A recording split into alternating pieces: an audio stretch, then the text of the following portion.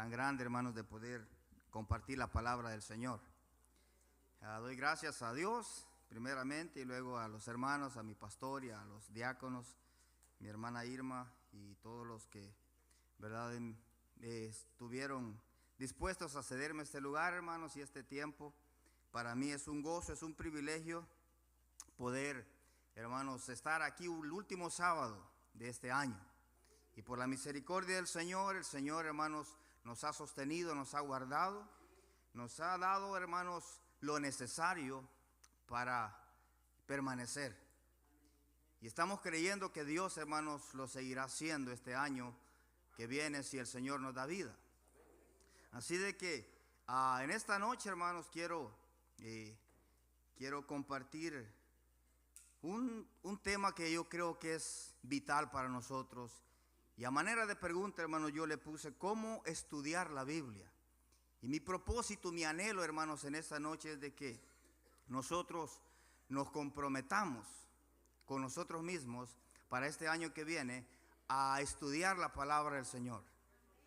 Hermanos, somos como creyentes, somos llamados a crecer en la gracia y el conocimiento de nuestro Señor y Salvador Jesucristo. Y ese crecimiento, hermanos, no ocurrirá si nosotros no escudriñamos la palabra del Señor. Ese es el alimento que nos hará crecer. Así de que, hermanos, le voy a invitar a que abra su Biblia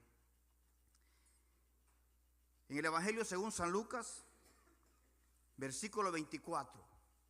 Y saludamos a todos aquellos hermanos que nos miran a través de las redes sociales, YouTube, Facebook, donde sea que se encuentre, hasta ahí reciba un saludo de nuestra parte. Lo primero, hermanos, que quiero que poner en su mente como idea central es esto, hermanos. El héroe de toda la Biblia es Jesús. Hermanos, Abraham en el libro de Génesis apunta a Jesús. La promesa que se le dio a Abraham fue cumplida en Cristo. Éxodo, hermanos, y Moisés apuntan a Jesús. La historia de Moisés no está ahí nomás como un niño que se fue sacado del agua, no. Ese apunta al libertador que vendría, al Señor Jesucristo. Los sacrificios del libro de Levítico, hermanos, apuntan a Jesús. Una de las cosas que a mí se me hacía más aburrida cuando leía la Biblia era leer el libro de Levítico, porque no entendía por qué tanta sangre, por qué tanto sacrificio de animales. Y sabe, un día Dios me abrió los ojos y me dijo, esto apunta al sacrificio perfecto que vendría un día, que era Jesucristo.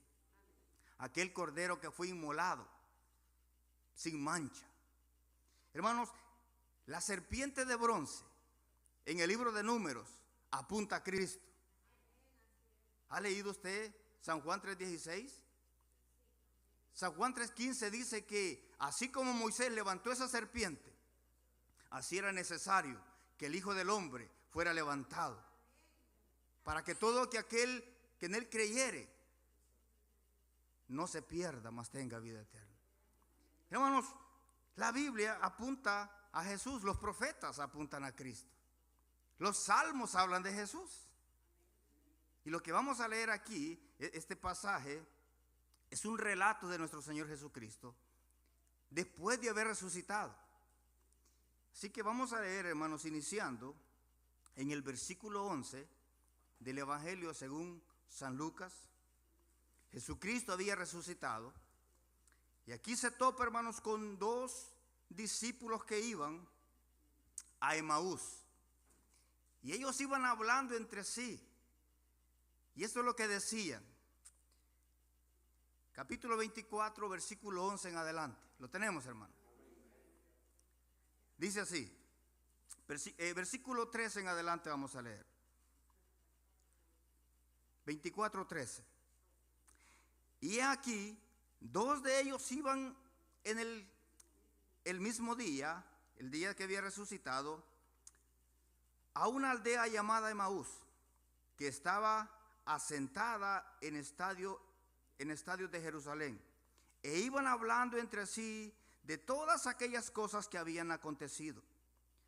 Sucedió que que mientras hablaban y discutían entre sí, Jesús mismo se acercó y caminaba con ellos.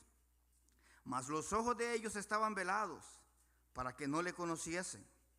Y les dijo: ¿qué pláticas son estas que tenéis entre vosotros mientras camináis? ¿Y por qué estáis tristes? Respondiendo uno de ellos, que se llamaba Cleofas, le dijo: ¿eres tú el único forastero en Jerusalén que no has sabido las cosas que en ellas han acontecido en estos días? Por cierto, el único que sabía qué había pasado ahí era Jesucristo. Entonces él les dijo: ¿qué cosas? Y ellos le dijeron: de Jesús Nazareno, que fue varón profeta, poderoso en obras y en palabras delante de Dios y de todo el pueblo. Y como le entregaron los principales sacerdotes y nuestros gobernantes a sentencia de muerte, y le crucificaron. Pero nosotros esperábamos que él era el que había de redimir a Israel. Y ahora, además de todo esto, hoy es ya el tercer día que esto ha acontecido. Aunque también nos han asombrado unas mujeres de entre nosotros, las que antes del día fueron al sepulcro, y como no hallaron su cuerpo, vinieron diciendo que también habían visto visión de ángeles, quienes dijeron que él vive. Y fueron algunos de los nuestros al sepulcro, y hallaron ahí como las mujeres habían dicho, pero a él no le vieron. Entonces él le dijo: oh insensatos y tardos de corazón para creer todo lo que los profetas han dicho. ¿No era necesario que el Cristo padeciera estas cosas y que entrara en su gloria? Y comenzando desde Moisés y siguiendo por los profetas, le declaraba en todas las escrituras lo que de él decían. Llegaron a la aldea donde iban y le hizo como que iba de paso. Mas ellos le obligaron a quedarse diciendo: quédate con nosotros porque se hace tarde y el día ya ha declinado. Entró pues a quedarse con ellos. Y aconteció que estando sentado con ellos a la mesa, tomó el pan y lo bendijo y lo partió y les dio. Entonces les fueron abiertos los ojos y le reconocieron. Mas él se desapareció de su vista. Y se decía el uno al otro: ¿no ardía nuestro corazón en nosotros mientras nos hablaba en el camino y cuando nos abría las escrituras? Y levantándose en la misma hora, volvieron a Jerusalén y hallaron a los 11 reunidos y a los que estaban con ellos, que decían: ha resucitado el Señor verdaderamente y ha aparecido a Simón. Entonces ellos contaban las cosas que les había acontecido en el camino y cómo le habían reconocido al partir el pan. Padre, Señor, tu palabra es verdad, Señor. Hemos leído tu palabra, Dios mío, y creemos, Señor, que todo lo que está escrito en este libro habla de ti. Abre nuestros ojos, Señor, también como lo hiciste con estos discípulos. Abre nuestro entendimiento, Señor, que podamos, Dios mío, verte a ti en ellas, y que al ver tu majestad y tu gloria, Señor, también nuestro corazón arda como ardía el de estos hombres, y que ese, Dios mío, esa pasión, ese fuego, Dios mío, Señor, se pueda manifestar en una vida de santidad, Señor, en un anhelo por ti, por tu gloria, por conocerte más y más, Señor. En esto consiste la vida eterna, en conocerte a ti, oh Dios eterno, y a Jesucristo, a quien has enviado. Revélate a nosotros, Señor. Háblanos. Te lo rogamos en el nombre de Jesús. Amén. Gloria a Dios. Puede tomar asiento, hermano. Nuestra prioridad, hermano, como le decía, como hijos de Dios, es crecer en la gracia y el conocimiento de nuestro Señor y Salvador Jesucristo, como dice el apóstol Pedro en su segunda carta, capítulo 3, versículo 18. Y dice que nosotros debemos de anhelar como niños recién nacidos la leche espiritual. Y muchos cristianos, hermanos, muchos creyentes desean crecer espiritualmente, pero no saben cómo hacerlo. Y una de las cosas, hermanos, que a mí siempre me ha preocupado es el hecho de que siempre se nos dice qué tenemos que hacer, pero pocas veces se nos dice cómo debemos hacerlo. Y hoy, hermanos, con la ayuda del Señor, veremos cómo estudiar la Biblia para conocer mejor a nuestro Señor y Salvador Jesucristo y crecer espiritualmente y dar frutos para la gloria de Dios y para el beneficio de nosotros. Porque sabe, hermanos, cuando crecemos, damos gloria a Dios, pero ¿sabe también quién es bendecido? Nosotros, la iglesia. Porque al dar fruto, ese fruto es para que otros vengan y tomen y coman del fruto que Dios produce en nosotros. Así que hoy, hermanos, con la ayuda del Señor, quiero que veamos 7 pasos prácticos de cómo estudiar la Biblia. Y como le decía al principio, mi anhelo es motivarlo para que este año que viene, hermanos, nosotros nos propongamos, nos disciplinemos, nos esforcemos con diligencia. ¿Sabe? El apóstol Pablo le dice a Timoteo, le dice, procura con diligencia presentarte delante de Dios como un obrero aprobado, que no tiene nada de a qué avergonzarse y que usa bien la palabra de verdad. Amén. Hermanos, nos llaman a ser diligentes, a esforzarnos. Todo lo bueno cuesta, hermanos. Todo cuesta. Y mucha gente van a hacer resoluciones este nuevo año para lograr sus metas. Ojalá que una de esas metas sea procurar con diligencia, con excelencia, buscar conocer a nuestro Señor y Salvador Jesucristo. Ahora, ¿cómo leer la Biblia, hermano?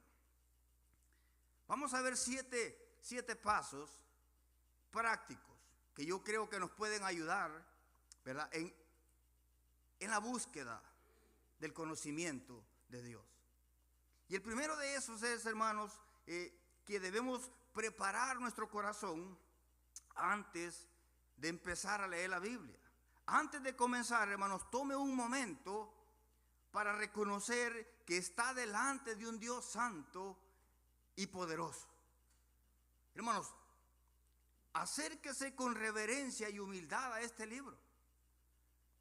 Reconozca su dependencia del Espíritu Santo.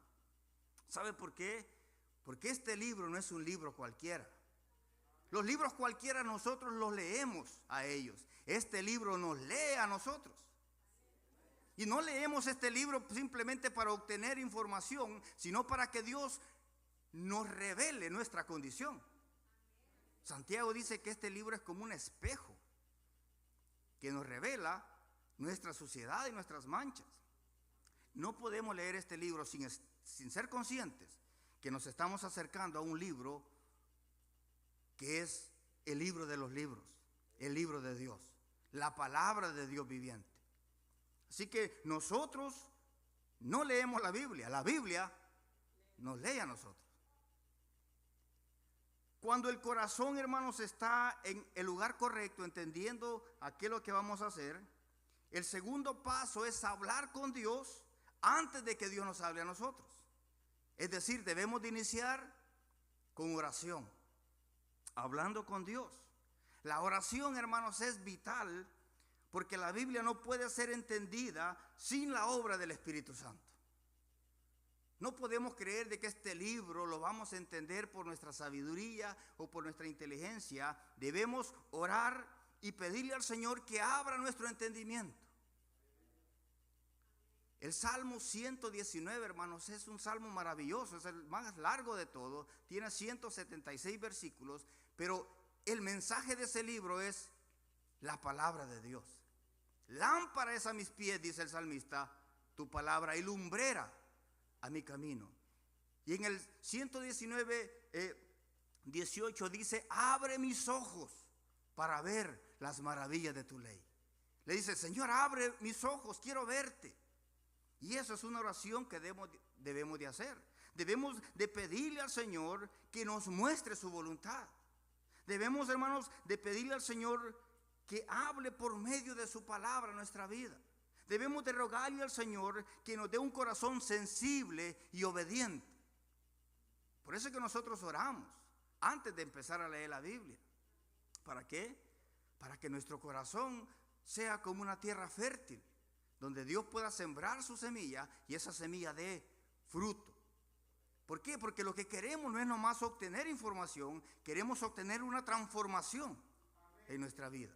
Eso lo hace el Espíritu Santo a través de la palabra. No hay transformación sin palabra.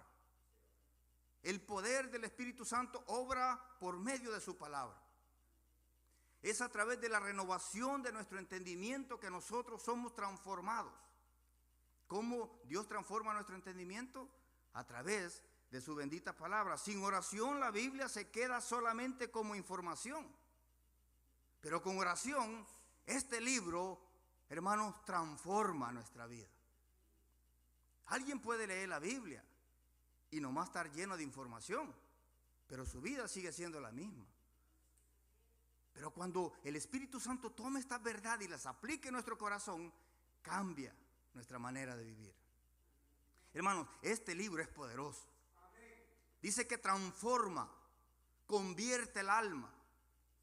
La palabra de Dios es como una espada de doble filo que traspasa los tuétanos, discierne las intenciones del corazón, llega a lo más profundo del ser humano.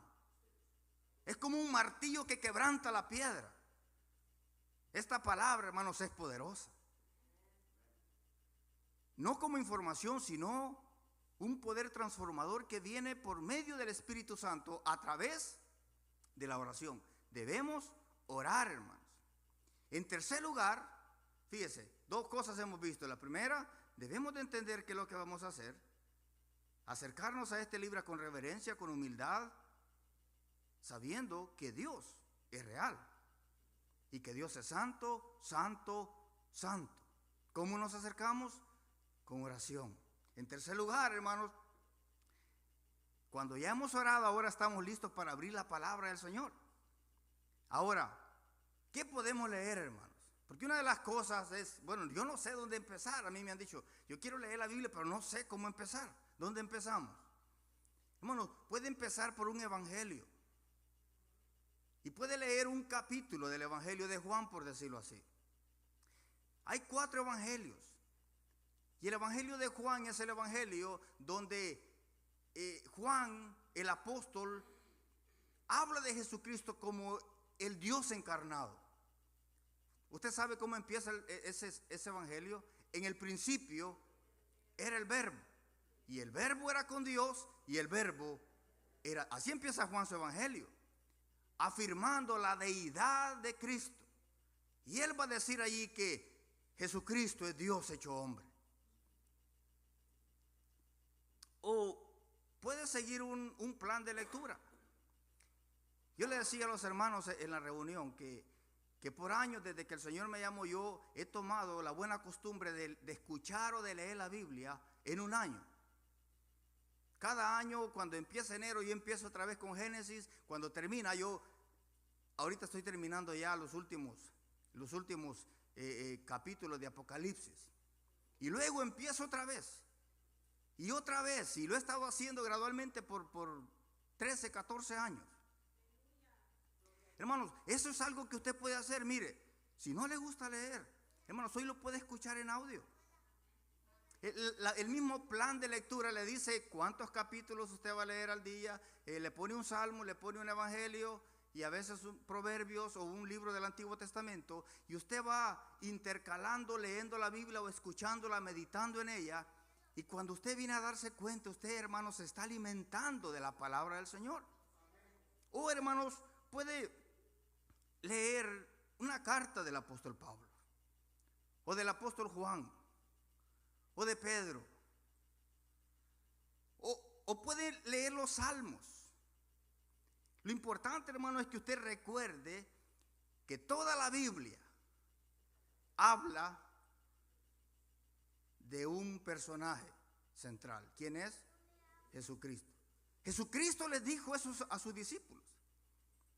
Después de que Jesucristo resucitó, nosotros vimos la historia que él relata a estos dos discípulos que iban a Emaús. Y después de eso, hermanos, de haber resucitado, Jesús se presenta a sus 12. Y cuando estaban reunidos, él se presenta en medio de ellos y les dice: paz a vosotros. Y cuando estaba ahí, hermanos, en el mismo evangelio de Lucas, capítulo 24, versículo 44, Jesús les hace esta declaración. Escuche. Lucas 24, 44. Y les dijo: estas son las palabras que os hablé estando aún con vosotros, que era necesario que se cumpliese todo lo que está escrito de mí en la ley de Moisés, en los profetas y en los salmos. Jesús les dijo: era necesario que se cumpliera todo lo que decía de mí.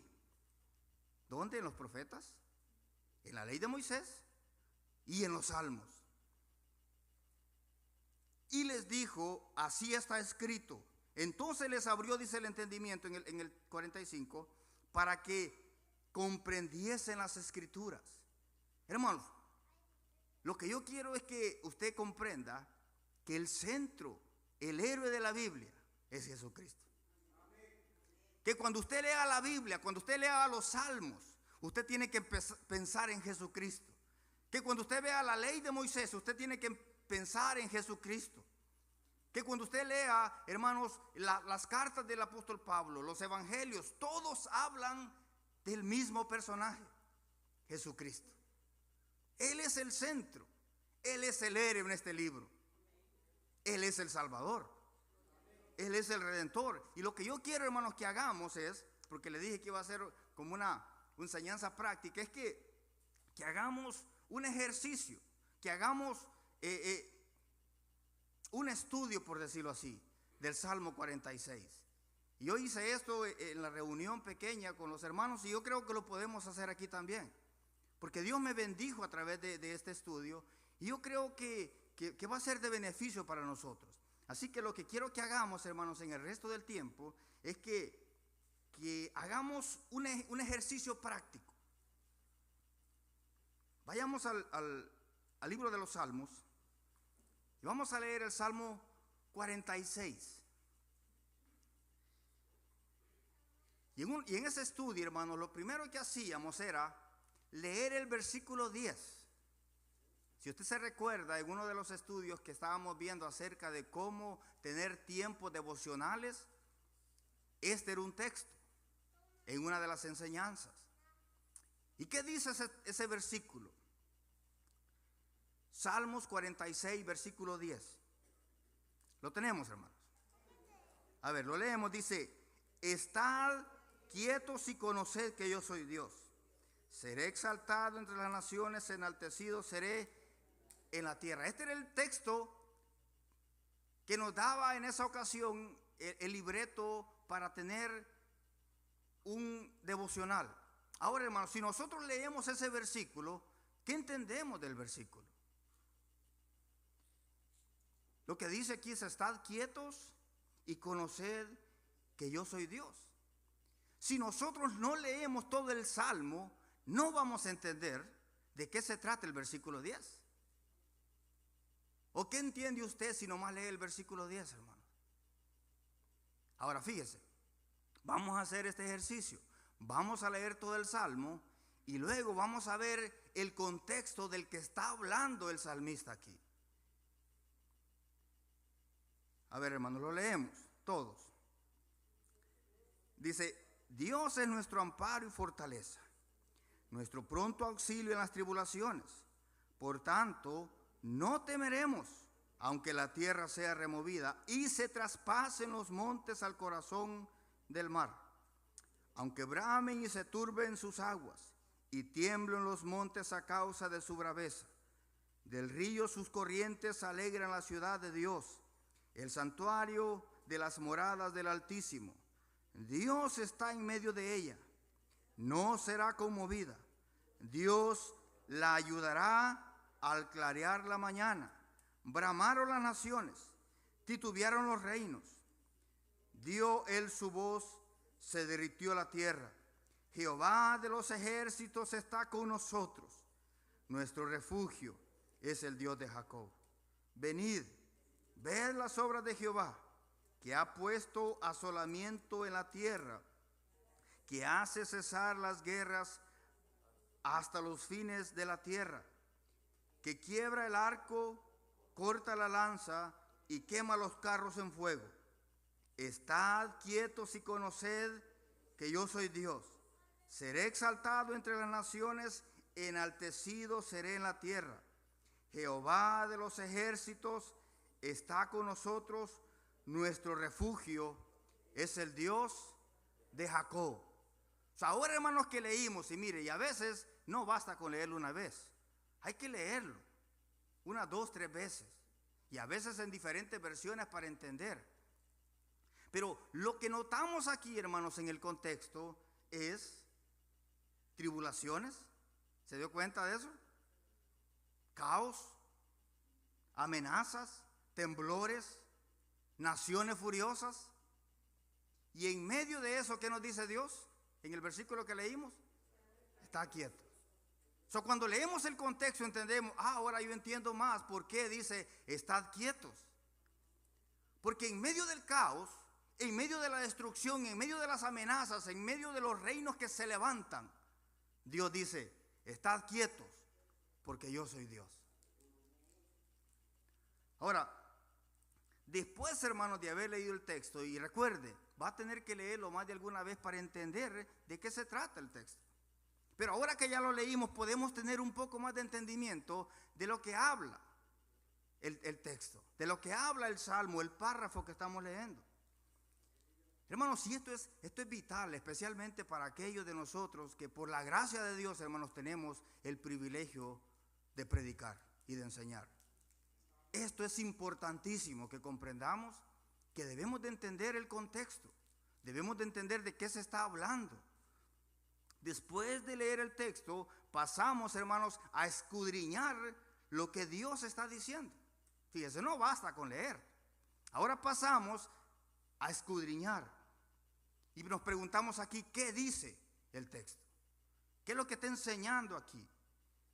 Y aquí yo anoté 7 preguntas que le vamos a hacer a este pasaje, hermano. Y esto usted lo va a aplicar a cada lectura que usted tenga. Y la primera de estas preguntas es, ¿quién escribió esto? La segunda pregunta es, ¿a quién fue escrito? La tercera, ¿cuál es la idea central del texto? La cuarta es, ¿qué enseña sobre Dios? Quinta pregunta, ¿qué enseña sobre el ser humano? Sexta, ¿hay algún mandamiento, promesa o advertencia aquí en este pasaje? Y en séptimo lugar, ¿se repite alguna palabra o frase en esta sección que leímos? Ahora, estas son las preguntas que usted le hace a este pasaje. Y esto lo aplica usted a cada texto, a cada vez que usted escudriña la Biblia. Porque la Biblia nos llama a escudriñar las Escrituras. No nomás a leer, hermano. Escudriñar es esto, es preguntarle a este pasaje. Ahora, apliquemos este salmo, ¿verdad?, a estas preguntas que mencionamos aquí. Tomemos este salmo como ejemplo, porque eso es lo que queremos hacer, ¿verdad?, para hacerlo más práctico. Y la primera pregunta que hicimos aquí es, ¿quién escribió este párrafo? ¿Quién escribió este salmo? A ver, si lo leemos, hermanos, arriba dice, Dios es nuestro amparo y fortaleza. ¿Qué dice después ahí, en letritas chiquitas? Al músico principal de los hijos de Coré. ¿Quién escribió este salmo? Los hijos de Coré. ¿Quiénes eran ellos? Levitas, cantores. Este era un salmo que se cantaba. Ahora, ¿a quién fue escrito este salmo? Esa es la segunda pregunta que le hicimos al texto. ¿A quién fue escrito? Bueno, aquí en este contexto fue escrito a Israel y ahora a nosotros, a todos aquellos que de alguna manera quizás vamos a pasar o estamos pasando por momentos de angustia y de tribulación. ¿A quién fue escrito? A Israel. ¿También para nosotros? Sí, también. ¿Por qué? Porque aquí habla de que hay tribulaciones, que hay dificultades, que hay miedo, que hay angustia. Y cuando usted se sienta angustiado, usted puede ir a este salmo y leerlo y encontrar consuelo aquí para usted. Ahora, ¿cuál es la tercera pregunta que hicimos? ¿Cuál es la idea central del texto? Y la idea central de este texto está en el versículo 10. Estad quietos y conoced que yo soy Dios. ¿Quién dice eso? El Señor. Dice, estén quietos, pero conoce quién soy yo. Entiende quién soy yo para que puedas estar quieto en medio de la tribulación. Porque, hermanos, la paz viene de entender que Dios está en control. Dificultades van a haber, pero cuando nosotros sabemos quién es nuestro Dios, entonces podremos estar quietos. Así que, ¿cuál es la idea central aquí? Versículo 10, estad quietos. ¿Qué enseña esto sobre Dios, hermanos? Todo este salmo. La cuarta pregunta. Enseña que Él es soberano, que Él es suficiente y que Él reina. ¿Va que sí? En quinto lugar, ¿qué enseña sobre el ser humano? Que somos débiles, que somos frágiles, que nos turbamos, que nos da miedo, ¿verdad? ¿Va que sí? Ahora, fíjense, hermanos, cómo cuando nosotros empezamos a hacerle preguntas al texto, empezamos a escudriñar las escrituras. Y ahora esto ya no es nomás una lectura, ahora empieza a darle sabor y dice, wow, de verdad, o sea, Dios habla a través de la palabra. Sí, hemos empezado a ver de que Dios está hablando ahora. En sexto lugar dijimos que la pregunta que le hacemos es, ¿hay algún mandamiento aquí? ¿Hay alguna promesa? ¿Hay alguna advertencia? ¿Cuál es el mandamiento aquí? Está quietos. ¿Cuál es la promesa aquí, hermanos? Él es nuestro amparo. ¿Qué más dice el texto? Él está con nosotros. ¿Va que sí dice? Y por cierto, lo repite 2 veces. Fíjese cómo ahora, hermanos, esta lectura ya empieza a tener más sentido para nosotros. Ahora yo empiezo, ahora entiendo el versículo 10, porque dice, estad quietos. Hay una promesa aquí de la que yo debo de apropiarme. Sí, Dios está con nosotros. Él es nuestro refugio. ¿Hay alguna frase que se repita aquí? Y como no tenemos el tiempo para volverlo a leer, hermanos, nomás le voy a señalar dónde se repite. El versículo 7 y el versículo 11. Leámoslo, hermano.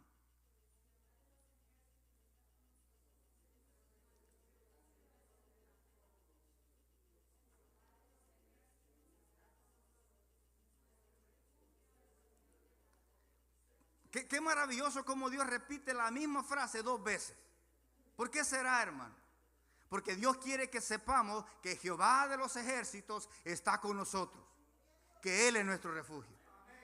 2 veces repite la misma frase. Hermanos, Él está con nosotros y Dios quiere resaltarnos esa verdad. Yo estoy con ustedes. Yo soy su refugio. Jehová de los ejércitos está con nosotros. Nuestro refugio es el Dios de Jacob. Hermanos, qué maravilloso que Dios ahora nos empieza a hablar. Ahora fíjese, que una vez que hemos entendido lo que dice el texto, ahora permitimos que Dios nos hable personalmente a nosotros. Porque no hemos llegado todavía ahí, estábamos escudriñando, ahora pasamos a la meditación. Y yo le decía a los hermanos que esa palabra es como rumiar. Y esa palabra rumiar significa algo, hermanos, como lo que hacen las vacas. Yo no sé si usted sabía que las vacas pareciera que tienen 2 estómagos. Y sacan la comida que ya se comieron y la vuelven a masticar y se la vuelven a comer. ¿Y sabe qué están haciendo? Están rumiando. Y lo que esta palabra significa es que después de que usted entendió, tiene que volverse a comer lo que ya entendió. Y andar meditando, eso es meditar, andar rumiando, mascando otra vez, comiéndose lo que ya se comió. Fíjate qué maravilloso. ¿Y qué hace Dios allí? Nos dice, a nosotros ya personalmente, nos habla. Entonces, en quinto lugar, hermanos, pasamos a meditar. Y esto es, ¿qué me dice Dios a mí personalmente? Ya no qué dice el texto, sino qué me dice Dios a mí personalmente. Y aquí, hermanos, anoté otras 7 preguntas, que si no las logra anotar ahorita, ahí, gracias a Dios que tenemos ahora las redes sociales, ahí va a quedar grabado. ¿Cuáles son estas? Pregúntese, ¿qué me enseña acerca de Dios? Fíjese, ya no estoy diciendo qué enseña acerca de Dios, sino qué me enseña a mí este pasaje acerca de Dios. ¿Qué me enseña de mí? ¿Qué pecado debo confesar? ¿Qué promesa debo creer? ¿Qué orden debo obedecer? ¿O qué mandamiento debo obedecer? ¿Qué actitud debo cambiar? Y en séptimo lugar, ¿dónde está Jesús en este texto? Ahora fíjese, vamos a ir al Salmo otra vez y vamos a hacerle estas preguntas ahora para que Dios nos hable a nosotros personalmente. Ahora, la primera pregunta que hacemos es, ¿qué me enseña esto acerca de Dios? Ahora, fíjese, ya no estoy diciendo qué enseña el texto de Dios, ¿qué me enseña a mí? Y lo que me enseña a mí es que Dios es soberano, que Él es el que reina, que Él es el Dios que está sentado en su trono de gloria, y que todo lo que pasa es porque Él lo permite. Y si Él lo permite es porque tiene un propósito. A los que aman a Dios, todas las cosas les ayudan a bien. Ahora yo estoy entendiendo que Dios gobierna. Él es Dios. Él dice, estad quietos. ¿Por qué? Porque yo soy Dios. Segunda pregunta, ¿qué me enseña esto de mí? Que soy débil, hermano. Que somos frágiles. Que soy dependiente de Él. Que soy como una rama que está unida a la vid. Que si me separo de Él, nada puedo hacer. Eso es lo que este texto me enseña a mí, que soy débil. Somos débiles, hermano. No podemos solos. Necesitamos a este Dios. En tercer lugar, ¿qué pecado debo de confesar? ¿Por qué nos afligimos, hermano? ¿Será falta de fe? Cada vez que usted se abate, debe de recordarle a su alma y decirle, ¿por qué te abates, oh alma mía? ¿Y por qué te turbas dentro de mí? Espera en Dios. ¿Sabe por qué nos afligimos? Porque nos falta fe. Esa es incredulidad. Y la incredulidad es pecado. Y debemos de arrepentirnos de eso y decirle, Señor, creo en ti, ayuda a mi incredulidad, como le dijo aquel hombre. Este hombre llegó y le dijo, Señor, yo creo en ti. Hermano, si yo muchas veces he orado esa oración y le he dicho, Señor, creo en ti, ayuda a mi incredulidad porque me falta.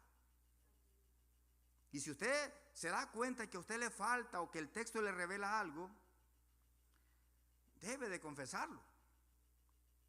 Ahora, ¿qué promesa debo de creer yo aquí? Ahora yo, personalmente, que Dios está conmigo, que Él es mi refugio. Y que aunque me sienta abatido, yo puedo correr a Él, llegar delante de su trono de gracia y alcanzar misericordia. Ahora, esto es para mí ya personalmente. Dios me está diciendo, cree en mí, confía en mí, echa tus cargas sobre mí, porque yo tengo cuidado de ti. Y si me falta creer eso, hermano, si no tengo suficiente fe, ¿qué hago? Le pido al Señor que me perdone y que me dé la fe para creer en Él. Y para echar todas mis cargas sobre Él. ¿Sabe por qué, hermanos? Porque problemas siempre van a haber. Y dificultades siempre vamos a tener. ¿Qué promesa debo creer en cuarto lugar? Que Dios está conmigo. Ya lo leímos, 2 veces el Señor lo repite. ¿Qué mandamiento debo de obedecer? Confiad en mí, estad quietos. Debemos de obedecer eso, hermano. ¿Qué actitud debo cambiar? mi preocupación por lo que no puedo, hermanos, controlar. La preocupación, hermanos, es inútil. ¿Sabes qué es preocuparse? Tratar de solucionar lo que va a pasar mañana. ¿Se ha preocupado usted alguna vez? ¿Ha solucionado los problemas? Más los empeoramos, fíjate. Porque la gente termina toda afanada, toda angustiada. Hermanos, terminan deprimidos. La depresión es algo real, que viene por estar tratando de solucionar las cosas que no puedo solucionar.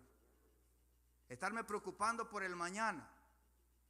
Y mientras yo estudiaba este salmo, Dios me estaba hablando a mí, porque en ese momento yo estaba pasando con algo que decía: Señor, estoy afligido, estoy angustiado. Y Él me dijo: ¿acaso el mañana te pertenece a ti? Ni siquiera sabes si vas a despertar mañana. ¿Por qué te preocupas? Bástale a cada día su propio mal. Hermanos, suficientes problemas tenemos ya como para estar pensando en lo que nos va a pasar mañana. Ni siquiera sabemos si mañana va a llegar. ¿Qué tenemos que hacer? Estar quietos y confiar que Dios tiene el control. ¿Es fácil eso, hermanos? No. Es difícil. Pero ¿qué hacemos cuando le fallamos a Dios y vemos que nosotros mismos hemos pecado siendo incrédulos? Nos arrepentimos y le pedimos al Señor que nos ayude y que quite nuestra incredulidad. Y le decimos: Señor, creo en ti, ayuda mi incredulidad. Quiero descansar en ti, Señor. ¿Qué actitud debo cambiar? Mi preocupación por lo que no puedo controlar. Hermanos, echemos sobre Él nuestras cargas. ¿Qué más podemos hacer? ¿Preocuparnos? Sí, podemos. ¿Nos ayuda? ¿Nos conviene? Nuestros hijos a veces nos preocupan, hermano. Nuestra salud nos preocupa. La vida nos angustia, las dificultades nos agobian. Hay tantas cosas, hermanos, que nos preocupan. ¿Y qué dice el Señor aquí? Está quietos. ¿Sí ve cómo ahora el versículo 10 tiene sentido? Está quieto, dice el Señor. Confiad en mí. Ahora, en séptimo lugar, ¿dónde vemos a Jesús en el Salmo? Y lo que no debemos de hacer, hermanos, es espiritualizar el texto y querer meter a Jesús donde no está. Pero ¿sabe lo que debemos de hacer? Es que con la mente de Cristo debemos de preguntarnos: Señor, ¿dónde estás tú aquí? Y hay más, pero quiero mencionar tres lugares donde yo veo claramente que Jesús está en este salmo. Y el primero de esos es en el versículo 1. Dice: Dios es nuestro amparo y fortaleza, nuestro pronto auxilio en las tribulaciones. ¿Quién es nuestro refugio?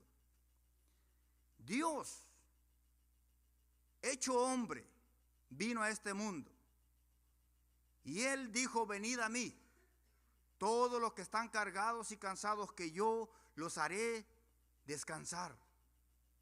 ¿Quién es ese? Es Jesucristo. Dios, hermanos, Dios se hizo hombre.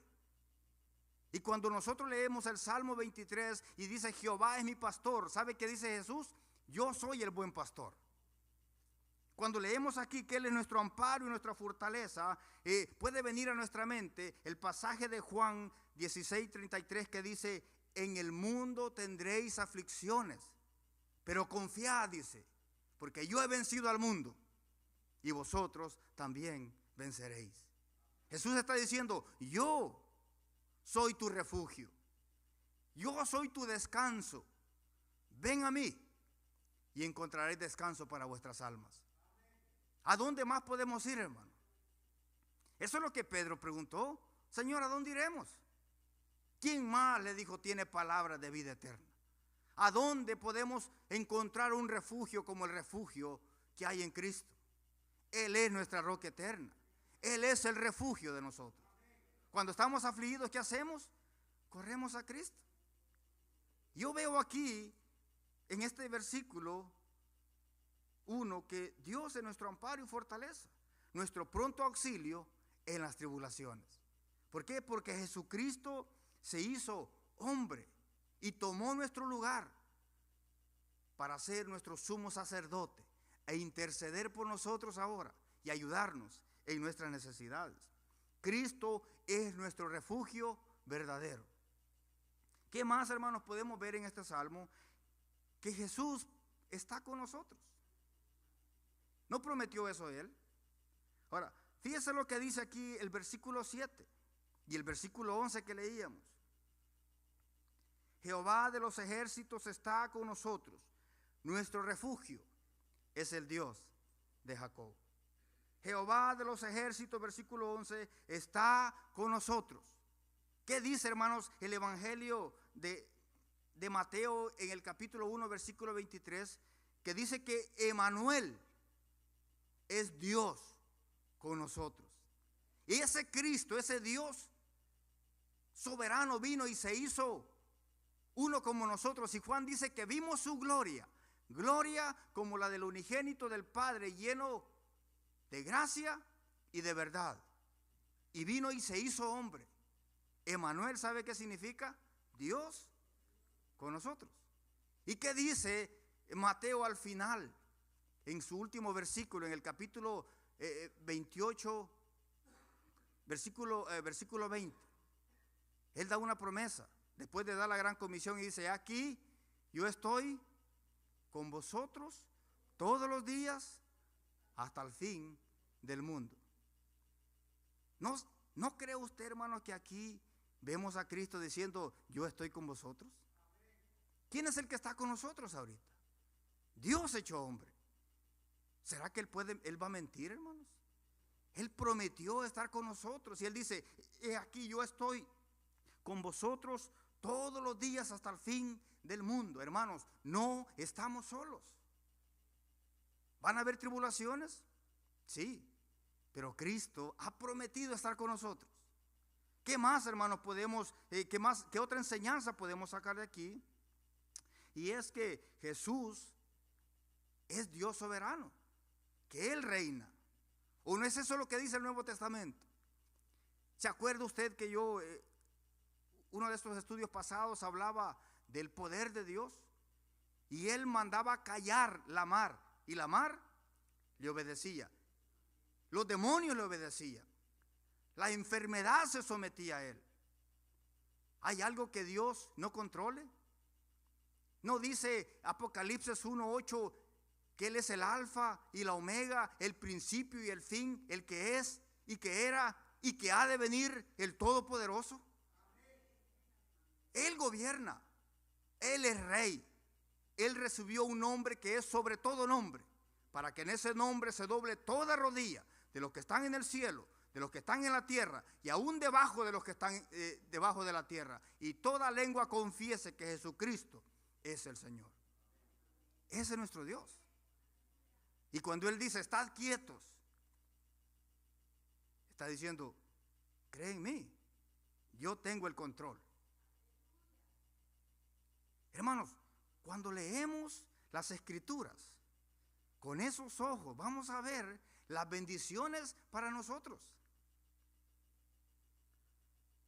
Podemos, hermanos, echar nuestras ansiedades, nuestras cargas sobre aquel que conoce el pasado, el presente y el futuro.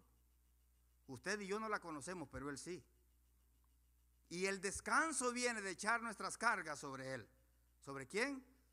Sobre el Dios que está con nosotros. ¿Quién es Él? Jesucristo, nuestro Rey, nuestro Salvador. En sexto lugar, hermanos, después de haber escudriñado, meditado en la palabra, ahora pasamos a la aplicación. Si Dios me habló a mí a través de este texto, no basta, hermanos, con haberlo entendido. Ahora yo debo de responder en obediencia a lo que Él me dijo. Si no, no sirve de nada. ¿Por qué? Porque Santiago nos recuerda a nosotros que no debemos de ser oidores olvidadizos, sino hacedores de la palabra de verdad, de la palabra de Dios. Porque dice que hay algunos que son como un hombre que se mira en el espejo y luego se va y se le olvidó lo que vio. Y dice él, no, hay que ser hacedores de la palabra y no tan solamente oidores o leedores olvidadizos. El llamado es a ser, hermanos, hacedores. Ahora, por ejemplo, ¿qué podemos responder, hermanos, después de leer? Si Dios nos habló, le doy algunos ejemplos de respuestas prácticas que podemos dar. Una de ellas sería, si Dios le mostró que a usted le falta fe, ¿cuál sería su respuesta? Hoy voy a confiar en Dios. ¿Qué tal si Dios le mostró alguna falta en el texto? ¿Cómo responde usted? Hoy voy a reconocer mi falta y no se la voy a echar al otro. Porque para eso somos buenos, hermanos. Como lo quiso Adán, que culpó a su mujer y su mujer culpó a la serpiente. Pero hermanos, eso no soluciona el problema. Debemos de reconocer nuestra falta. Quizás podremos responder, hermanos, si Dios nos muestra que nosotros hemos estado ahí tratando de tener el control de las cosas, y decir, Señor, hoy entrego esta situación en tus manos. No puedo solucionarla. Ayúdame, la quiero dejar, no quiero seguir cargado. No quiero seguir angustiado por esto, porque de todos modos no soluciona el problema. Señor, tú ya me hablaste, tú me dijiste que tú estás en control y que yo debo estar quieto, así que ahí está el problema, Señor. Eso es responder a lo que Dios nos ha dicho. ¿Qué tal si Dios le muestra que usted tiene que pedirle perdón a alguien? No empiece a justificarse, si no, es que él tiene la culpa, porque ¿por qué me hizo esto? Él se merece lo que yo le voy a hacer. No, lo que debemos decir, Señor, tú me hablaste, ayúdame a pedir perdón. No quiero justificarme, no quiero buscar culpables. David dijo, yo he pecado y he hecho lo malo delante de ti. Solo yo, dijo, he pecado. Salmo 51, hermano, si usted quiere ver a un hombre arrepentido de verdad, lee el Salmo 51 y verá cuál es la actitud de un hombre que se arrepiente de verdad. No busca culpables. No dice, es que Betsabé, ¿para qué se paseaba ahí desnuda si sabe que yo estaba aquí? David no dice eso. Dice, yo he pecado, he hecho lo malo delante de ti, oh Dios. Contra ti solo he pecado, dice. No se justifica. Y si Dios le habla, hermanos, por la palabra, no diga, esta palabra está buena para aquel.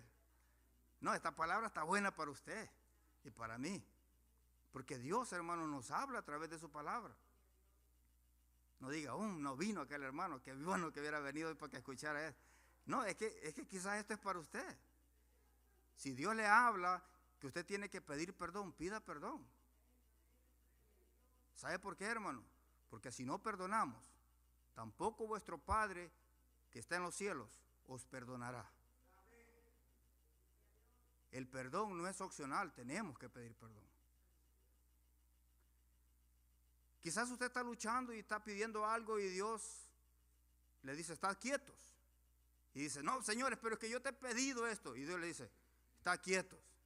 ¿Qué responde usted, Señor? Que se haga tu voluntad. Señor, yo sé, yo te estoy pidiendo esto, pero que se haga tu voluntad y no la mía.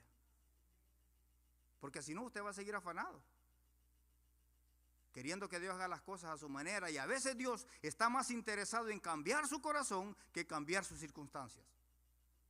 Y a veces Dios no nos quita la angustia, porque Él está cambiando algo en nuestro interior.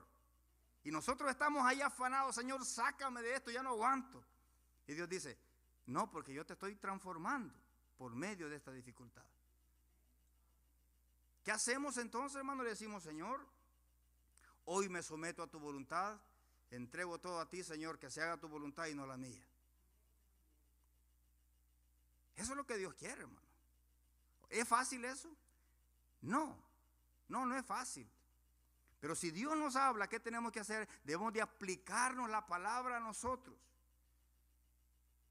Por último, hermanos, quizás usted está ahí angustiado, preocupado, queriendo cambiar a su esposa, queriendo cambiar a sus hijos, queriendo, hermanos, hacer lo que usted no puede hacer.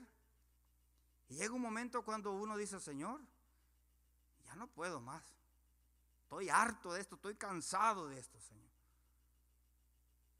Y el Señor dice, venid a mí. Todos los que estén cargados y cansados, yo los haré descansar. Y Pedro dice, echad mis cargas sobre mí porque Él tiene cuidado de vosotros. ¿Y qué hacemos? Llega el momento, hermanos, cuando llegamos y decimos, Señor, aquí está mi carga, ya no quiero cargar esto. Ya no puedo controlar esto, no puedo cambiar a mi esposa, no puedo cambiar a mis hijos. No tengo el poder para cambiar ese corazón de piedra en un corazón de carne. Hazlo tú, Señor. Porque si tú no lo haces, nadie lo hará. ¿O no es cierto eso, hermano? ¿Qué hacemos entonces queriendo cambiar a la gente cuando no podemos? Es más, ni nosotros mismos nos podemos cambiar. No pudimos. Porque éramos esclavos de nosotros mismos. Y ellos son esclavos de su pecado también. Si Cristo no los cambia, nadie los va a cambiar. Pero ¿sabe qué? Podemos ir a Él y decirle, Señor, tú puedes hacerlo. Tú puedes sanar, tú puedes cambiar el corazón de mi hijo, de mi esposa, tú puedes hacer todas las cosas. Para ti no hay nada imposible. Hazlo, Señor, quiero descansar en ti. Y Él dice, estad quietos y confiad que yo soy Dios. ¿Sí se da cuenta cómo ahora este salmo empieza, hermanos, a tener otro rumbo? Y cada vez que usted escudriña la palabra de esa manera, usted va a entender cosas que Dios le va a hablar a su vida. La Biblia, hermanos, no fue escrita solo para ser leída, sino para ser vivida. Alguien dijo, ¿crees la Biblia o vives la Biblia? Porque no es lo mismo. Yo puedo decir que creo este libro, pero si no lo vivo, de nada me sirve. Si yo no obedezco la palabra, de nada me sirve, aunque sepa mucha Biblia, hermano. Aunque le cite versículos de memoria, si no los pongo en práctica, no me sirven de nada. Porque la Biblia no fue escrita para ser leída, sino para ser vivida.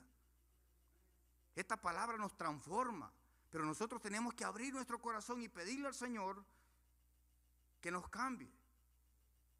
Esa era la sexta cosa que hacemos. Iniciamos, hermanos, con meditación, diciendo, Señor, yo sé qué voy a hacer.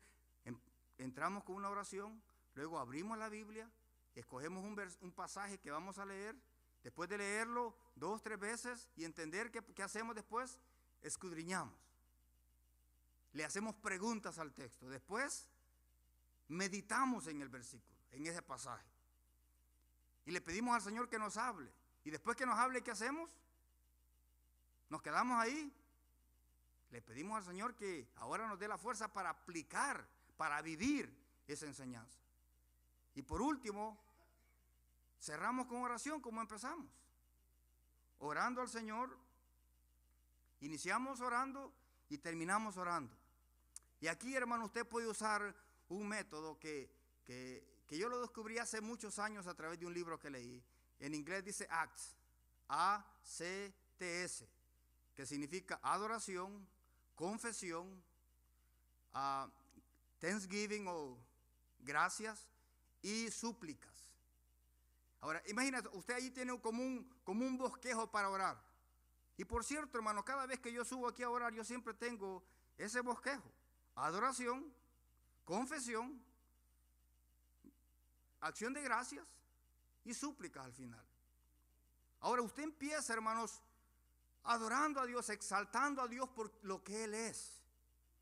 ¿Sabe? Una de las cosas, hermanos, que usted se va a dar cuenta cuando usted crece espiritualmente es que usted deja de pedir cosas y empieza a adorar a Dios.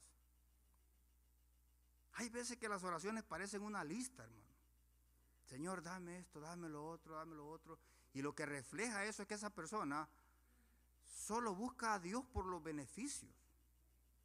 Cuando usted empieza a orar a Dios y a exaltar a Dios por lo que Él es, entonces usted puede darse cuenta que usted ha crecido, que ahora está adorando a Dios porque lo conoce. Y se da cuenta que el primer mandamiento y más importante es buscar al Señor. Y el segundo o las añadiduras vienen como secundarias. Porque eso es lo que la Biblia dice. Dice que debemos de buscar primeramente el reino de Dios y su justicia. Y todas las otras cosas vendrán como añadiduras. No ponemos las añadiduras primero. No buscamos a Dios por los panes, por los peces. Buscamos a Dios por lo que Él es. Así que empezamos adorando a Dios, exaltando a Dios por lo que Él es. Luego continuamos reconociendo, hermanos, lo que el texto nos reveló. Si el texto le reveló algún pecado, ¿qué tiene que hacer? Confiéselo. No se lo tire a otro. No le echa la culpa a su esposo ni a sus hijos, no. Si Dios le habló a usted, diga: Señor, gracias, porque me hablaste.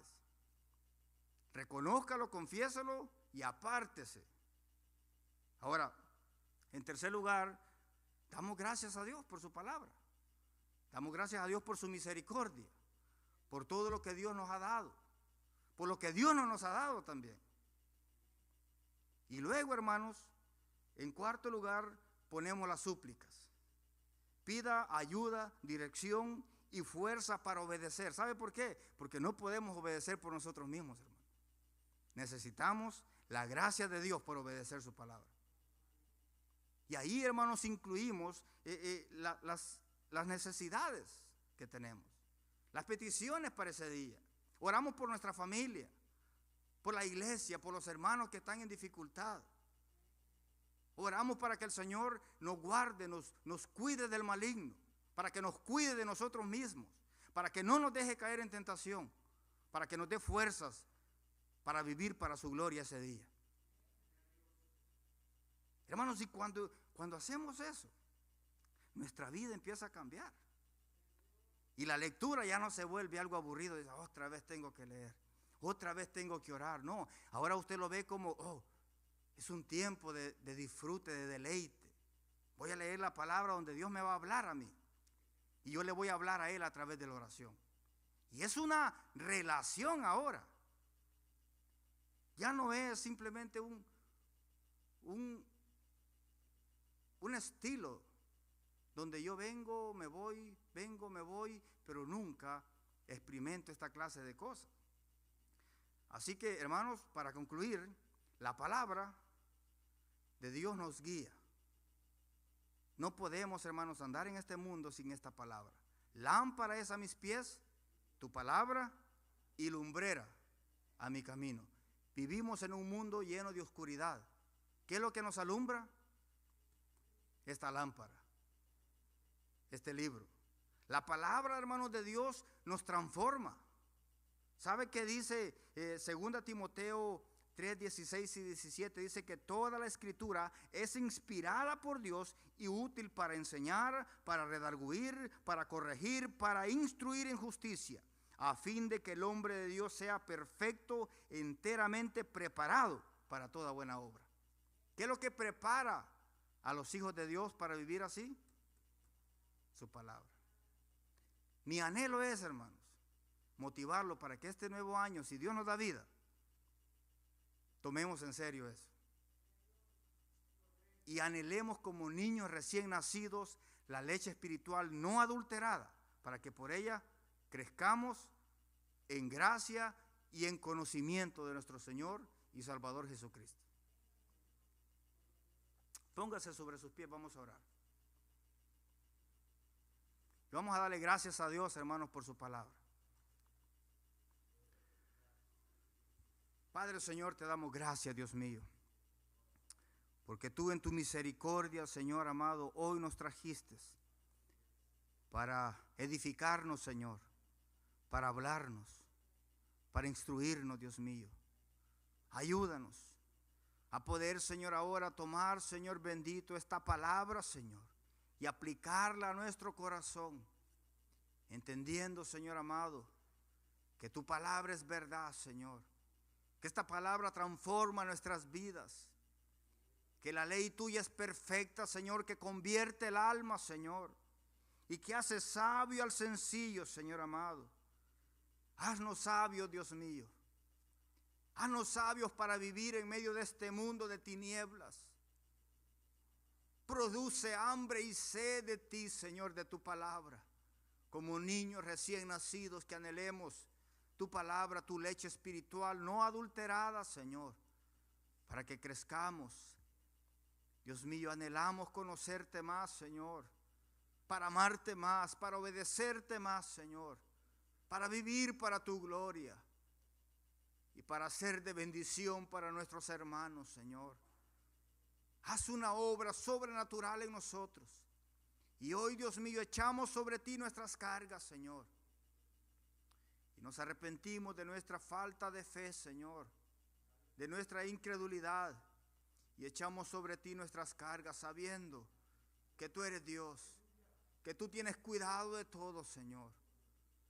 Aceptamos la oferta, venir delante de ti, cargados y cansados, y a dejar nuestras cargas en ti, Señor, porque tú has prometido estar con nosotros.